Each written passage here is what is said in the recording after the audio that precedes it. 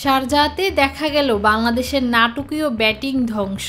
তানজিদ হাসান তামিম ছাড়া তাসের ঘরের মতো ভেঙে পড়ে ব্যাটিং লাইন আপ। 3 ম্যাচ সিরিজের শেষ ম্যাচে বাংলাদেশকে 7 উইকেটে হারিয়েছে আরব আমিরাত। 2-1 ব্যবধানে তারা জিতে নিয়েছে সিরিজও।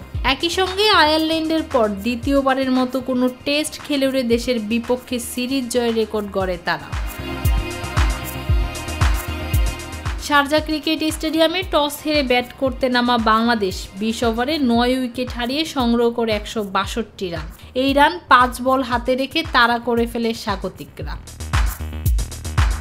পারভেজ হোসেন ইমনের ডাক মেরে বিদায়ে শুরু হয় বাংলাদেশের ইনিংস। 3-এ নামা লিটন 14 রানের বেশি করতে পারেননি। তাওহিদ হৃদয়ও ফেরেন 0 রানে। মাহেদী হাসান নেমে করেন 2 রান। ঝড়ো ব্যাট করতে থাকা তানজিদকে 40 রানে বোল্ড করে বিপদ কাটান আমিরাত বোলার আকিফ রাজা।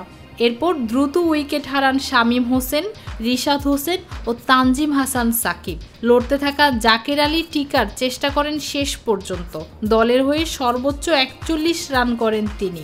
দশম জুটিতে 12 বলে 34 রানের জুটি গড়েন হাসান ও শরীফুল। 3 ছক্কায় 15 বলে 26 রানে অপরাজিত থাকেন হাসান।